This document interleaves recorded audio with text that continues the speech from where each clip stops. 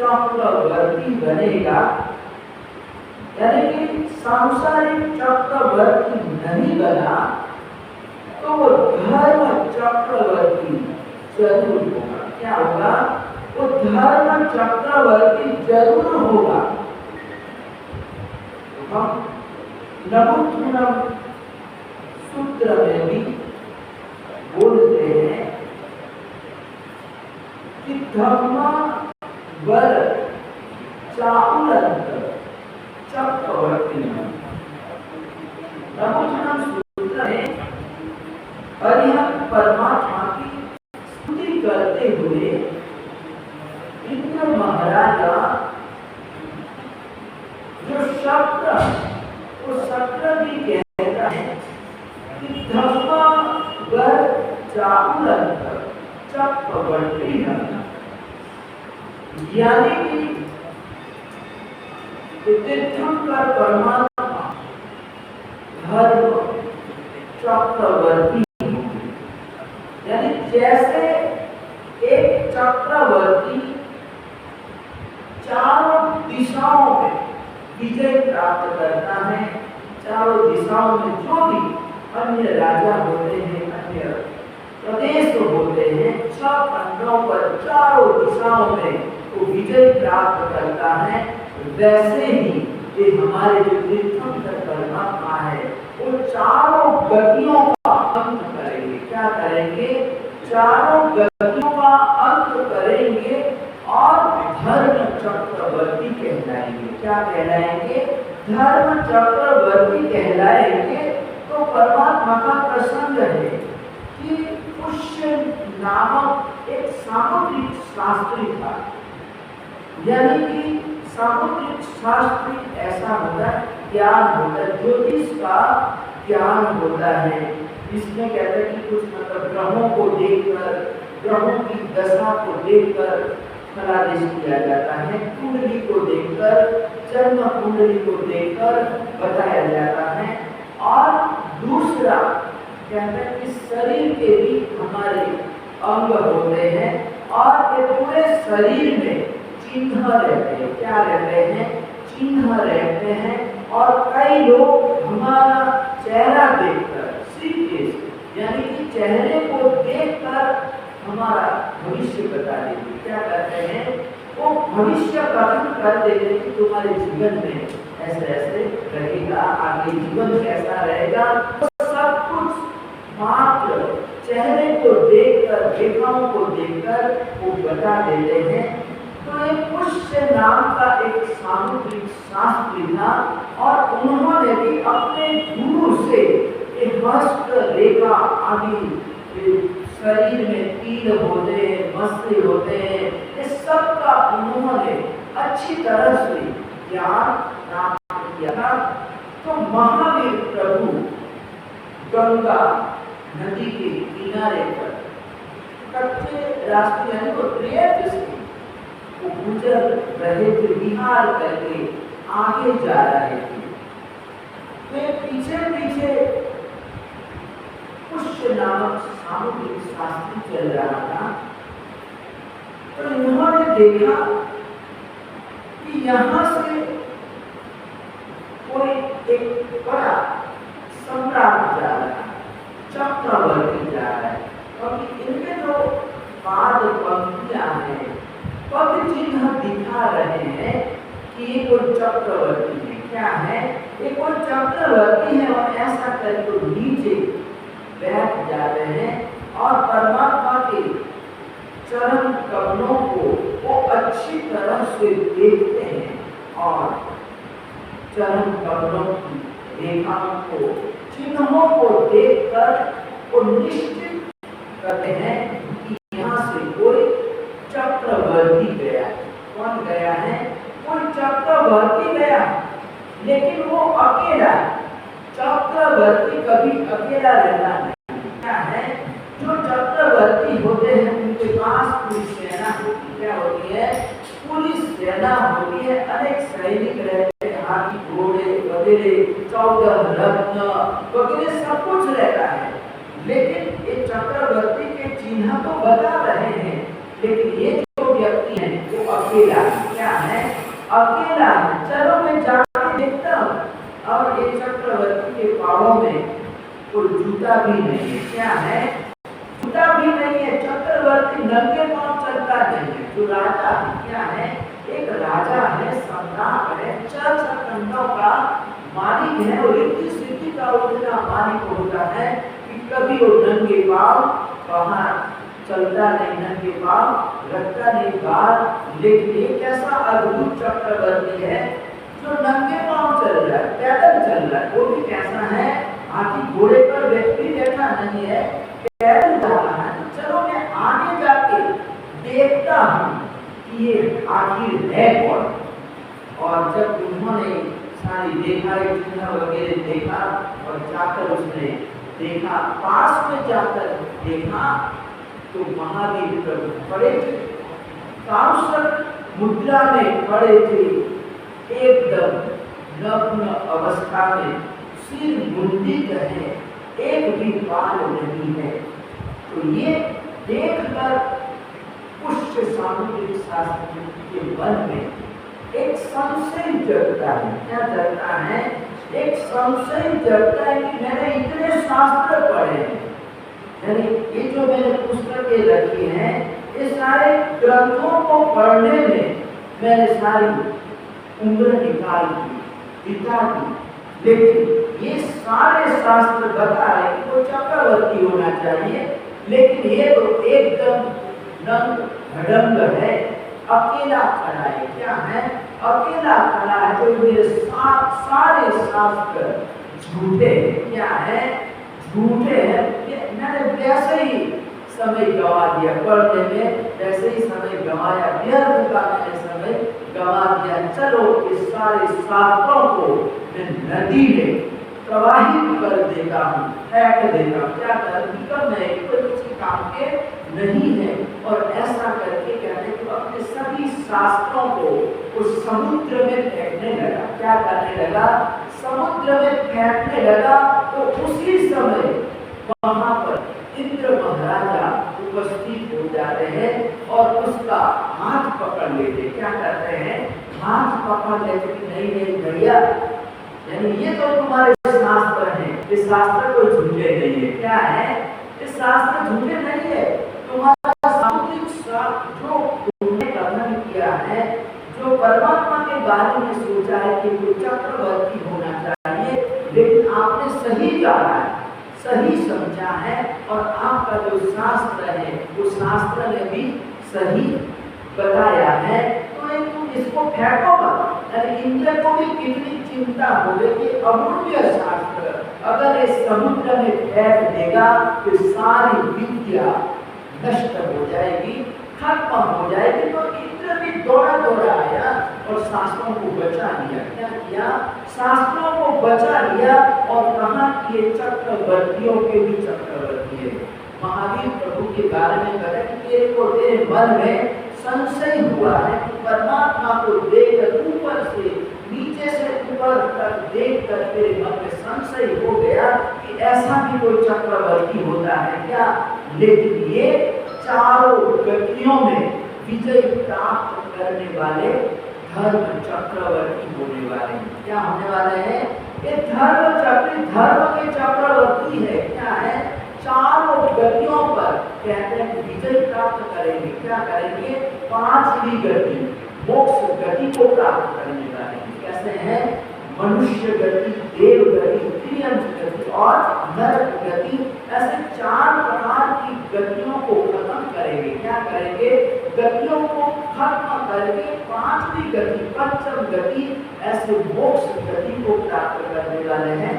तो जो दूसरा चक्रवर्ती होता है वो तो चारों दिशाओं में रहे हुए शत्रुओं को जीतता है। क्या करता है? शत्रुओं को जीतता है, दूसरों पर विजय प्राप्त करता है। क्या करता है? दूसरों पर वो विजय प्राप्त करता है। लेकिन ये जो मेरे महावीर है, कौन है? ये जो मेरे महावीर प्रभु है, वो महावीर प्रभु दूसरों को जीतते नहीं है, दूसरों पर विजय प्राप्त नहीं करते हैं। वो स्वयं अपने पर आत्म विजय प्राप्त करने वाले। कैसे हैं? इन्होंने आत्म विजय प्राप्त किया है। क्या किया है? आत्म विजय प्राप्त किया, दूसरों को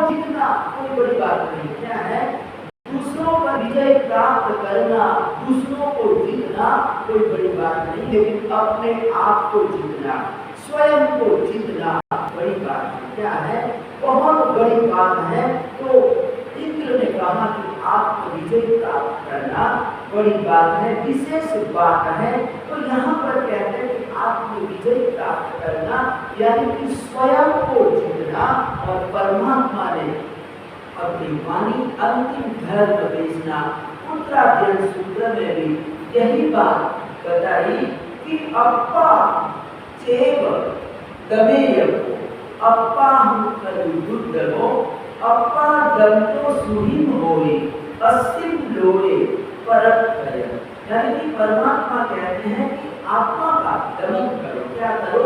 आत्मा का दमन करो। हालांकि आत्मा का दमन करना, आत्मा पर विजय प्राप्त करना, स्वयं को जीतना कठिन है, दुर्जय है। क्या है?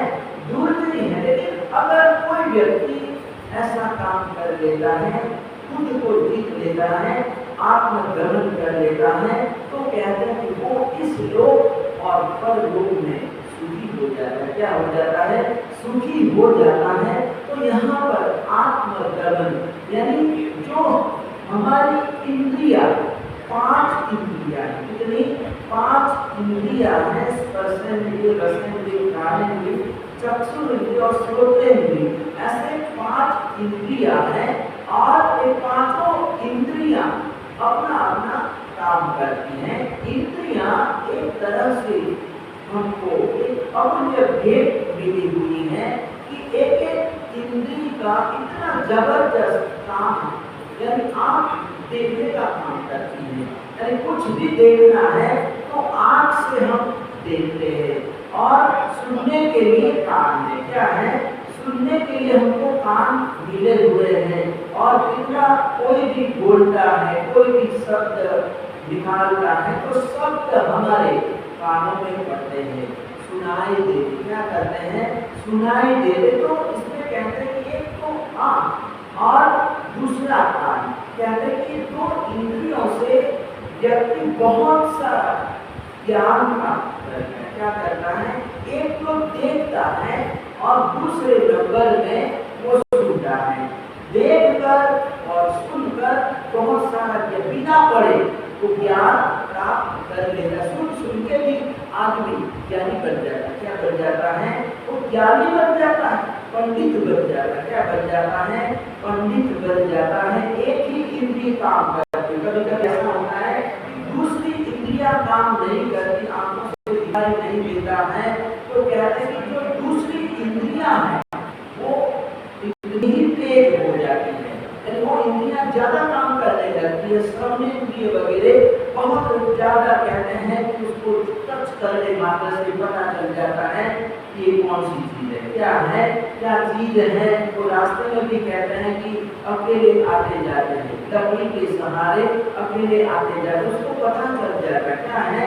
उसको पता चल जाता है। स्पर्श करते हैं, टच करते हैं, और स्पर्श करते ही कहते हैं कि उसको सारा ज्ञान हो जाता है, पता चल जाता है। कहते हैं कि जो प्रज्ञा चक्षु लोग होते हैं, कहते हैं कि कभी कभी प्रज्ञा चक्षु को पूछा जाए ये कितने रुपयों का नोट है, यानी 50 का है, 100 का है, 500 रुपये का है, या फिर 200 रुपयों का है, तो कहते हैं कि वो स्पर्श करते, क्या करते हैं?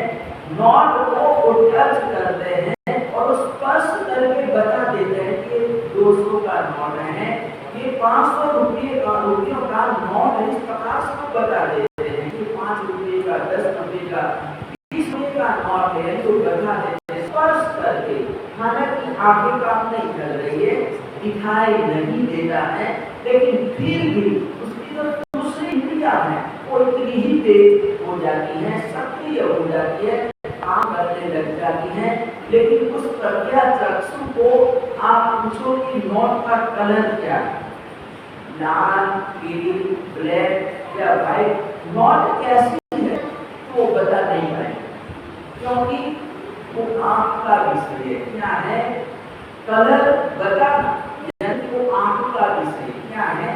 आंख का विषय जो कलर नहीं बता पाएगा कि नोट का कलर कौन सा है, लेकिन वो बता देगा कि 500 की नोट है, लेकिन उसको ये पूछा जाएगा कि नोट किस कलर की, कौन से कलर की है, तो बता नहीं।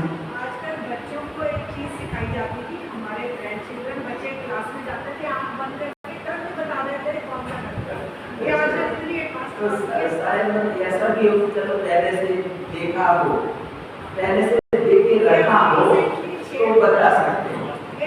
लेकिन जो जन्मांध है, लेकिन जो जन्मांध है, जन्म से ही अंधे क्या है, एकदम जन्मांध है, जो जन्म से ही अंधे, तो जन्म में कभी कभी आदमी की आंखें चली जाती हैं, रोशनी चली जाती है, ऐसे बच्चों को भी पाया गया है कि 8, 10, 12 वर्ष की बाद भी रोशनी चली जाती है, देखना बंद हो जाता है, ऐसे भी बच्चे पाए जा रहे हैं। और कुछ बच्चे ऐसे भी होते हैं जो जन्मांध होते हैं, यानी जन्म से ही अंधे होते हैं। क्या होते हैं? जो जन्म से ही अंधे हैं, वो पता नहीं चलता है, जैसे उसके लिए टेढ़ी की एक कहावत चलती है, टेढ़ी की बोलते हैं ना कि टेढ़ी की एक कहावत चलती है, टेढ़ी की। तो कहते हैं कि किसी भिखारी किसी ने खीर खाने के लिए दिया, क्या दिया? खीर खाने के लिए दिया, तो उसने पहली बार खीर का भोजन किया था, खीर खाई थी और उसको इतना अच्छा लगा, बहुत अच्छा लगा, तो उसने पूछा कि ये क्या चीज है, क्या है ये, क्या चीज है? तो देने वाले ने कहा कि खीर है। क्या है? ये खीर है। तो इस तरह से पूछा खीर कैसी होती है? अब उसने देखा नहीं, आंखों से देखा नहीं है कि खीर कैसी होती है, वो देखा नहीं, आप जवाब देने वाले ने दे दिया कि खीर है। तो बोले खीर कैसी होती है? तो खीर सफेद होती है। कैसी होती है? खीर वाइट होती है। तो वाइट क्या चीज होती है? वो पूछता गया, आगे आगे पूछता हो गया, तो वाइट क्या होता है? तो बोला कि बगुला, बगुला भी वाइट होता है। क्या होता है? बगुला भी वाइट होता है। बगुला कैसा होता है? तो फिर आदमी थक गया कि इसको जन्मांध को समझाना कैसे, कैसा है, समझाना कैसे? तो फिर उसने हाथ पकड़ा, उसका हाथ पकड़ा और बगुले की जो गर्दन थी ना, दो किलो पकड़ा दी। क्या किया? खीर ऐसी होती है। क्या होता? खीर ऐसी होती है। तो फिर वो कुर्सी से झुक उठा, अब समझ में आ गया कि खीर टेढ़ी होती है। क्या होती है? खीर टेढ़ी होती है। तो कहते हैं कि कभी कभी ऐसे व्यक्ति को समझाना मुश्किल हो जाता है, कभी जिसने देखा ही नहीं, आंखों से देखा ही नहीं है, लेकिन कहते हैं कि टच करके, स्पर्श करके उसको पता चल जाता है। तो मैं ये बता रहा था कि हमारे एक इंद्रिय कितना महत्व का काम करती है। कोई आंख देने के लिए तैयार नहीं, यानी अपनी आंख देने के लिए कोई तैयार नहीं होता है, अपने काम देने के लिए कोई तैयार नहीं होता। तो ऐसे जो इंद्रिया है, क्या है, यहाँ परमात्मा ने 5 इंद्रिया, कितनी? 5 इंद्रिया है। और अगर इन 5 इंद्रियों को अगर हमने संयम में नहीं रखा, ये साधन है, इंद्रिया साधन है, हम इंद्रियों का सदुपयोग भी कर सकते हैं और इंद्रियों से दुरुपयोग भी हो सकता है। दोनों चीजें क्या है? यहाँ पर दोनों चीजें हैं। इसका जो शक्ति है, उस शक्ति का हम सदुपयोग भी कर सकते हैं और शक्ति का हम दुरुपयोग भी कर सकते हैं। परमात्मा हमको सदुपयोग करने के लिए सिखा रहे हैं। परमात्मा का उपदेश, परमात्मा की जो वाणी है, वो कहते हैं कि हमको इंद्रियां मिली है और इंद्रियों का तुम सदुपयोग करोगे, दमन करोगे, सदुपयोग करोगे, उसको तपस्या में लगाओगे। क्या तपस्या में लगाओगे? तो कहते हैं कि इंद्रियों का सदुपयोग है, हमारे शरीर का एक सदुपयोग है। तो कहते हैं कि इंद्रियां अपना काम करेगी, लेकिन कहते हैं कि व्यक्ति सुनकर और देखकर उसमें अपना राग और द्वेष डाल देता है। क्या करता है? व्यक्ति देखता है और देखकर इस व्यक्ति को देखकर उसके मन में द्वेष भर जाता है। क्या हो जाता है? कि कोई व्यक्ति हमको पसंद नहीं है, हमारा दुश्मन है, विरोधी है, क्या है, विरोधी है, और कई दिनों के बहुत समय के बाद वो दिखाई दिया, तो देखते ही हमारे मन में द्वेष आ जाता है। क्या हो जाता है? द्वेष आ जाता है। इसके बारे में हम सुनते हैं और हम गुस्से से भर जाते हैं, क्रोध से भर जाते हैं। तो महावीर कहते हैं कि सुनकर और देखकर हम उसमें राग द्वेष को डाल देते हैं। क्या करते हैं? राग द्वेष को डाल देते हैं। तो कहते हैं कि ये बुरा है। देखकर और सुनना कोई बुरा नहीं है, देखना भी कोई बुरा नहीं है, लेकिन देखकर और सुनकर उसमें अच्छा बुरा राग द्वेष को विस्तृत कर देना, डाल देना, कहते हैं कि गलत है। क्या है?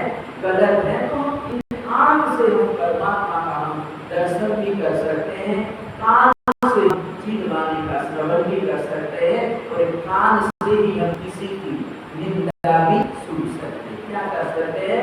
किसी की हम निंदा भी सुन सकते हैं। तो कहते हैं कि 5 इंद्रियां हैं और 5 इंद्रियों के अपने अपने विषय हैं। क्या है? अपने अपने विषय हैं और मनोज्ञ अमनोज्ञ, यानी जो हम देखते हैं, कहते हैं कि सारी वस्तुएं हमारी पसंद की होती, ऐसी भी बात नहीं। कुछ वस्तुएं हमको पसंद आती हैं और कुछ वस्तुएं हमको पसंद नहीं आती है, हमारे मन को भाती नहीं है। मनोज्ञ अमनोज्ञ दोनों प्रकार की वस्तुएं दुकान में जाते हैं, खरीदने के लिए जाते हैं, तो दुकानदार जो होता है हमको वस्तुएं दिखाता है, कपड़े दिखाता है, क्या करता है? वो वस्त्र दिखाता है। कुछ वस्त्र हमको पसंद आते हैं। मान लो सर्दी चल रही है, सर्दी का समय है, जाड़े का समय है, तो उस समय हमको गर्म कपड़े पसंद आते हैं, कंबल इत्यादि हमको पसंद आते हैं, और उस समय दूसरे कपड़े हमको पसंद नहीं आते, वो लेते हैं, उसके बाद हम देखते भी नहीं। क्या कहते हैं? और जैसे सर्दी चली गई, गर्मी के दिन आ गए, तो फिर हम सर्दी के कपड़ों को देखते भी नहीं, फिर गर्मी के वस्त्र, पतले वस्त्र हमको चाहिए, ठंडे वस्त्र हम पसंद करते हैं। तो कहते हैं कि सर्दी और गर्मी, तो इसमें वस्त्र तो होंगे वो, क्या है? वस्त्र थोड़ी बदले हैं, वस्त्र तो होंगे वो है, लेकिन सर्दी में वो वस्त्र हमको पसंद आ रहे हैं, गर्मी में ये वस्त्र हमको पसंद नहीं आ रहे हैं। तो कहते हैं कि पसंद अपसंद, पसंद नापसंद, कहते हैं कि हमारे मन का, किसका खेल है? हमारे मन का खेल है। एक व्यक्ति आगरा में बैठे बैठे दुखी है, क्या है? आगरा में बैठे बैठे दुखी है, और दूसरा व्यक्ति बम्बई में बैठा बैठा दुखी है। क्या है? एक व्यक्ति है तो आगरा में बैठा बैठा दुखी है, और दूसरा व्यक्ति बम्बई में बैठा, वो भी आगरा का है। क्या है? वो भी आगरा का है और बम्बई में बैठकर दुखी है। आगरा में बैठा हुआ व्यक्ति सोच रहा है कि 2-3 महीने निकल गए, लेकिन मैं बम्बई जा नहीं पाया। वो सोच रहा है कि कितना समय निकल गया, 2-3 महीने निकल गए, लेकिन काम भरपूर में मैं निकल नहीं पाया, और बम्बई में जो बैठा है वो व्यक्ति सोच रहा है कि 2-3 महीने चले गए, निकल गए, लेकिन मैं अपने घर पर जा नहीं पाया। तो एक व्यक्ति यहाँ पर बैठा बैठा दुखी है, और दूसरा व्यक्ति बम्बई में बैठे बैठे दुखी है। तो क्या सुख दुख कोई बाहर है क्या? नहीं। तो सुख दुख है वो भीतर है। क्या है? भीतर है, हमारे मन में। कहते हैं कि सुख कोई बाहर नहीं है, कहते हैं कि हमारे मन का खेल है। क्या है? हमारे मन का खेल। जैसा जैसा हम सोचते हैं, विचार करते हैं, वैसे वैसे हमारा मन हो जाता है, कभी प्रसन्न हो जाता है, कभी सुखी बन जाता है। तो परमात्मा यहाँ कहते हैं कि अप्पा चेव लभेयवो, अप्पा लुद्धवो, अप्पा लतोसुहि अस्मिलोए परखय, यानी कि ये हमारा मन है, और मन के विषय है, इंद्रियों के विषय है। हम जब तक उसको हम संयमित नहीं करेंगे, दमन नहीं करेंगे, कहते हैं कि उसको जितने हम छूट देंगे, स्वतंत्रता देंगे, वैसे वैसे कहते हैं वो ज्यादा उच्छृंखल हो जाएंगे, और जितना हम वो देते जाएंगे, कहते हैं तो कभी ना करने वाले नहीं है। यानी दिल का जो खड्डा है वो कभी भरने वाले, मन का जो खड्डा है कहते हैं कि कभी भी भरने वाला नहीं है। मन तो एक बकरे जैसा है। कैसा है? बकरे जैसा कि एक राजा था और राजा के पास एक बकरा था। उन्होंने अपने राज्य में घोषणा करवाई कि एक मेरे पास बकरा है और बकरे को जो भी व्यक्ति पेट भर के खिला के लाएगा उसको आधा राज्य दे दिया जाएगा। इनाम में उसको मैं आधा अपना राज्य दे दूंगा, लेकिन उसकी परीक्षा मैं स्वयं लूंगा। बकरा था तो नहीं, मैं उसकी परीक्षा मैं लूंगा। तो जैसे ही घोषणा हुई, करवाया गया और बहुत सारे लोग राज दरबार में आने लगे। बकरे को ले जाते हैं, पूरा दिन घास, हरी हरी घास खिलाते हैं और शाम को राजा के पास बकरे को उपस्थित करते हैं। तो राजा परीक्षा लेता बकरे का पेट भरा है या नहीं।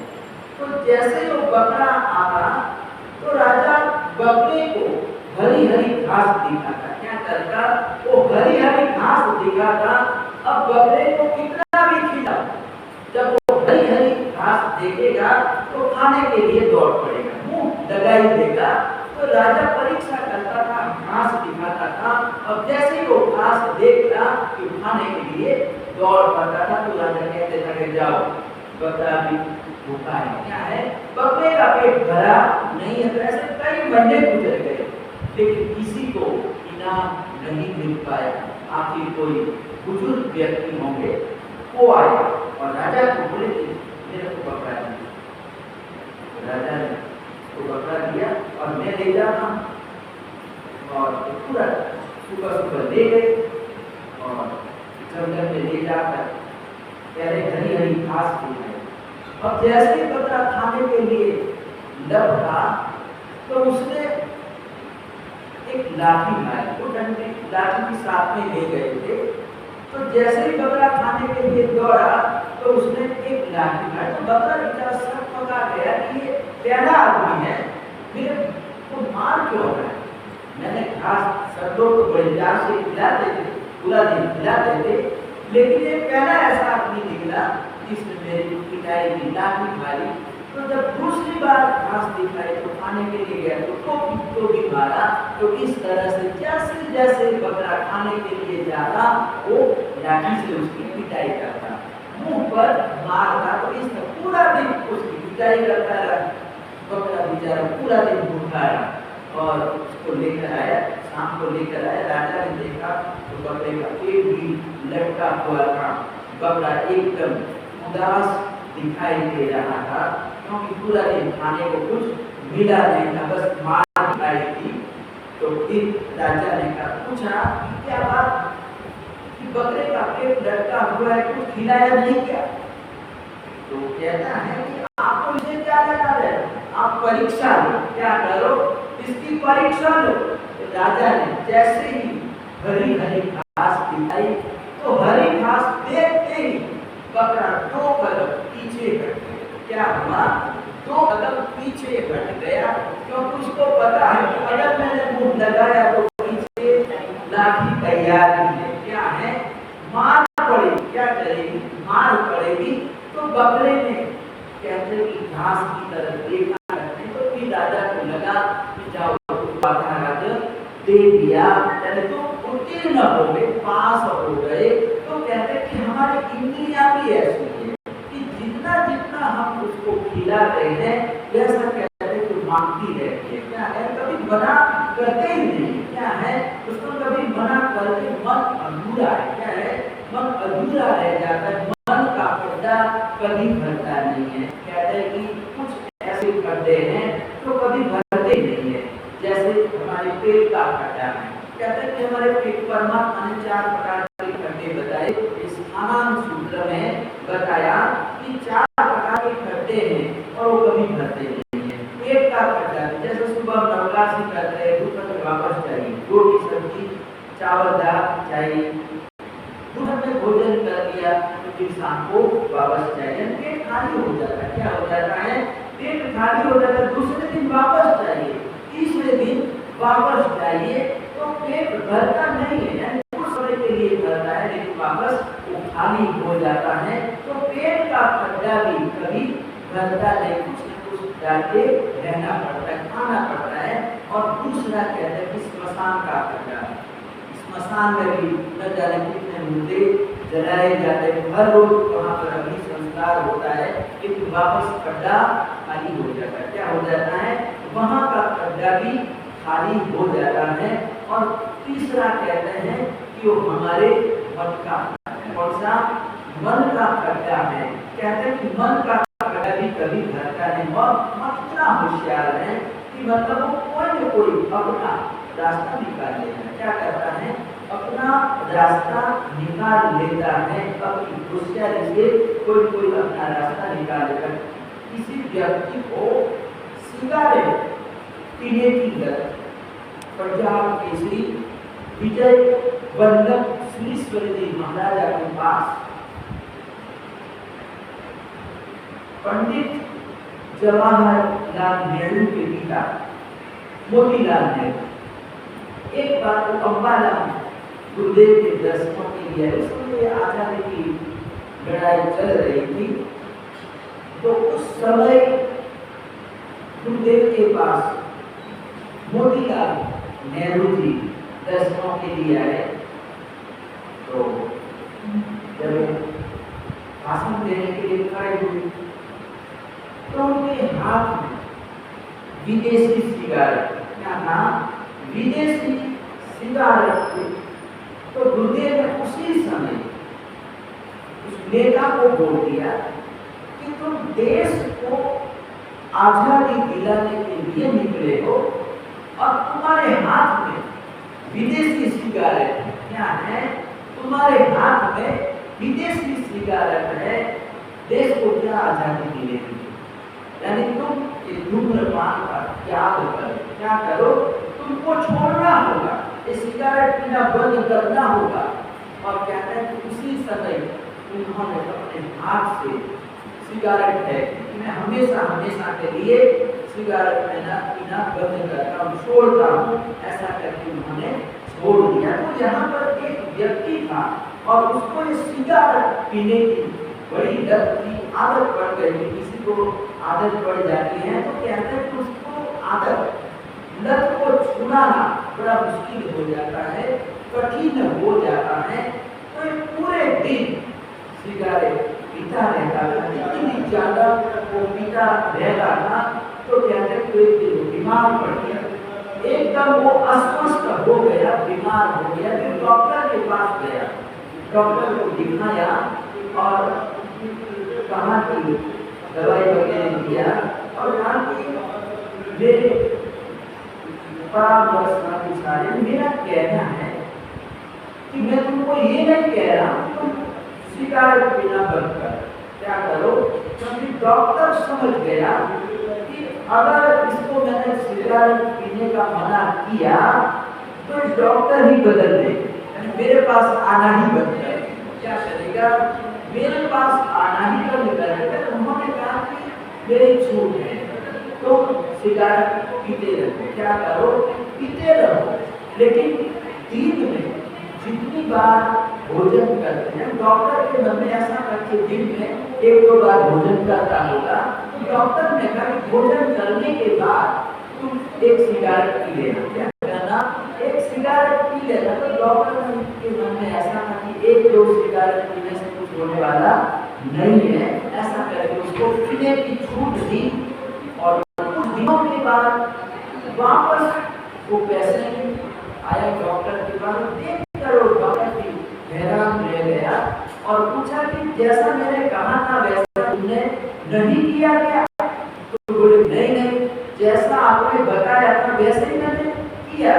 भोजन के बाद मैंने सिगारेट पी है। क्या किया है? भोजन के बाद मैंने सिगारेट पी है। तो पूछा कि आप कितनी बार भोजन करते हैं? तो बोले कि मैं पहले तो मैं 2-3 बार में भोजन करता था, लेकिन अब मैं दिन में 10 बार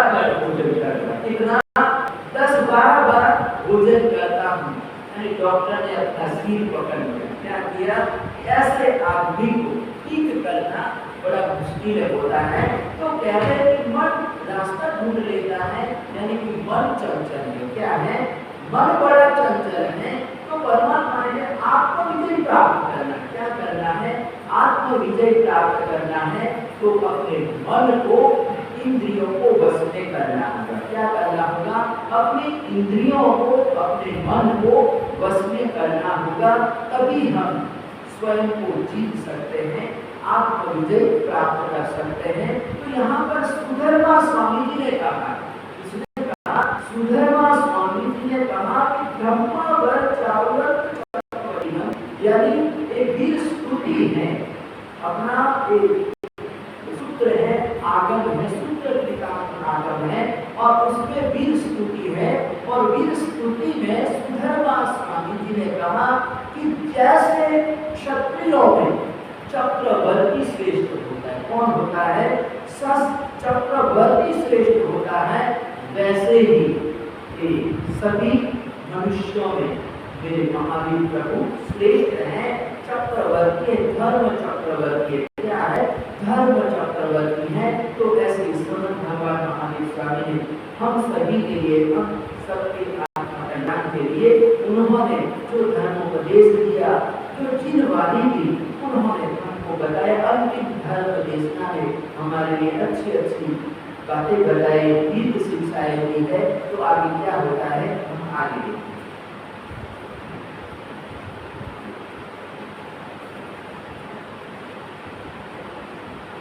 तो अपना प्रसंग चल रहा है, धन्य कुमार चल रहे, और धन्य कुमार अपने घर पर पहुंचा तो खाट लेकर आया। पूरे रास्ते में देखने वालों ने उसकी बड़ी हंसी मजाक उड़ाई कि ये किसका बेटा है? घनसार का बेटा, इसका बेटा है घनसार का बेटा। लेकिन धन्य कुमार ने कोई लोगों के प्रति कोई ध्यान नहीं। हम डरते कि लोग क्या कहेंगे। आदमी को इसका भी भय होता है कि लोग क्या कहेंगे, होता है कि नहीं कर तो रहा, लेकिन लोग क्या कहेंगे। और जो ऐसा अपने मन में भय रखते हैं, डरते हैं, क्या करते, डरते हैं कि लोग क्या कहेंगे, तो कहते हैं कि ऐसे लोग कुछ कर ही नहीं पाते। क्या कहते हैं? कोई अपने काम में आगे बढ़ ही नहीं पाते हैं। काम को आगे बढ़ाने के लिए कहते हैं कि रिस्क लेना पड़ता है। क्या करना पड़ता है? कभी कभी रिस्क उठाना पड़ता है, लेना पड़ता है। लेकिन जो लोग क्या कहेंगे, कहते हैं कि ऐसे लोग कुछ कर ही नहीं पाते हैं। कि एक बार कहते हैं बाप और बेटा अपने घर से निकले, तो उनके पास एक गधा, क्या था? एक गधा था। तो दोनों चल रहे थे और साथ में गधा भी चल रहा था। तो कुछ लोग रास्ते में मिले और देखकर कहा, देखो देखो कैसे भूल है कि साथ में गधा है, तो फिर गधे पर बैठना चाहिए, गधे की सवारी करनी चाहिए। तो पैदल क्यों चल रहे? साथ में सवारी है, गधा है, तो गधे पर बैठना चाहिए। तो फिर बेटे ने कहा कि पिताजी लोग ऐसा ऐसा बोल रहे, आप गधे पर बैठ जाओ। तो उसने अपने पिताजी को गधे पर बिठा दिया। कुछ थोड़ी देर गए होंगे, फिर कुछ लोग मिले और देखकर कहा, देखो देखो पिता तो आराम से बैठा हुआ है, लेकिन बेटा पैदल चल रहा है। क्या कर रहा है? बेटा पैदल चल रहा है। देखा, पिता ने सुना कि ये भी अच्छा नहीं है, मैं बैठा हूँ, पैदल चल रहा है। लोग सही कह रहे हैं। क्या कह रहे हैं? इनका कहना भी सही है। क्या है? इनका कहना भी सही है।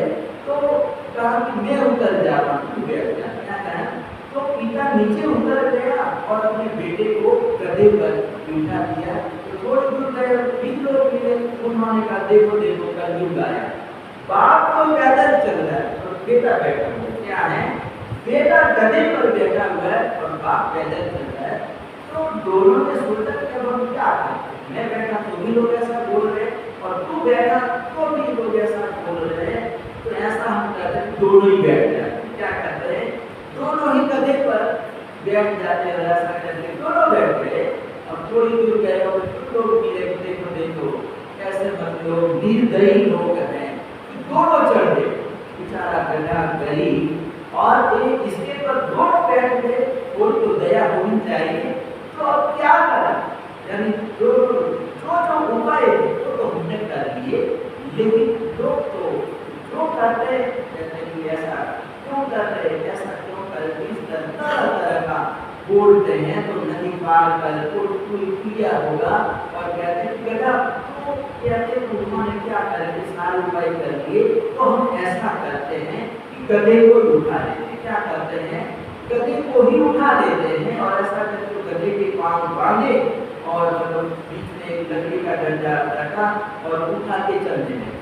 तो बीच में एक नदी का पुल आया और गधा मुसीबत में था, क्या था, एकदम मुसीबत में था और उसने जोर से अपने पांव पकड़े कि तो तीनों नदी में गिर गए और तैरना आता था, तो तैर कर किनारे पर पहुंच गए। तो इस तरह से क्या है, लोग क्या कहेंगे, धन्य कुमार खाट लेकर आ रहा है और वो स्मशान का घाट है, कहाँ का है, स्मशान का घाट है, चारों ओर लोग उसकी हंसी मजाक उड़ा रहे थे, लेकिन कोई बात नहीं, उन्होंने अनसुना कर दिया, घर में लेकर आया और लाकर रखा। तो वहाँ पर आजू बाजू से सब लोग वहाँ पर इकट्ठे हो गए और पिताजी को भी दिखाया, तो पिताजी को भरोसा भी नहीं तो मेरा बेटा ऐसा काम कर सकता। तो बेटा आपने ऐसा क्या किया, एक हाथ को तो ले आया, लेकिन धन्य कुमार कहता कि पिताजी आपकी कृपा, आपका आशीर्वाद है और अब मैं बोलता हूँ एक हाथ में क्या है, इस स्मशान का खाट है, लेकिन एक कोई सस्ता खाट नहीं है, कोई अरबों खरबों रुपयों का है। क्या है, एक अरबों खरबों रुपयों का है। और ऐसा करके उन्होंने हथौड़ा लिया और खोला, वो पलंग को खोला, तो कहते हैं कि पूरा घर जो हॉल था, ऐसा हॉल होगा, घर का हॉल होगा, पूरा का पूरा हॉल रत्नों से भर गया। क्या हुआ, रत्नों से भर गया और लोग चकित रह गए कि धन्य कुमार का जबरदस्त ऐसा पुण्य है कि हम तो इसकी मजाक उड़ा रहे, क्या कर रहे थे, हम मजाक उड़ा रहे थे, लेकिन ये कितना लेके आया, 100 सोना मोहरे दी थी और उसमें से उसने कर्ज भी था, आपको ज्यादा महंगी हो जाए, हाँ यानी वो थोड़ी सस्ते में आ जाती है।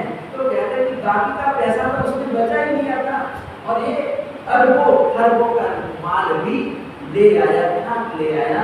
और इस तरह से कहते हैं चारों ओर उसकी प्रशंसा होती है, धन्य कुमार की प्रशंसा होती है, वो तीनों भाई भी देख रहे, ये सारा ड्रामा देख रहे कि कर क्या रहा है। यानी कभी वो बकरा ले आता है, कभी स्मशान का घाट ले आता है, लेकिन करता उल्टा है, जो भी काम करता है वो उल्टा करता है, लेकिन सब सीधा हो जाता है। क्या हो जाता है, सब सीधा हो जाता है और हम सीधा करने जाते हैं और सब उल्टा करते हैं। क्या करते हैं, हम इतनी मेहनत करते हैं, दिन रात मेहनत करते हैं, लेकिन हमारी सारी रकम चली जाती है, नुकसान हो जाता है, जबकि करता धरता कुछ नहीं है, वैसे कहीं पहुंच जाता है और वहां से ले आता है और कमा लेता है। तो पिता ने भी अपने तीनों बेटों को समझाया कि ईर्ष्या द्वेष नहीं करना चाहिए। तो इस तरह से कुछ दिन ये लोग शांत रहते हैं। क्या कहते हैं, कुछ दिन शांत रहते हैं और कुछ दिन जाने के बाद फिर वापस वो की होगा।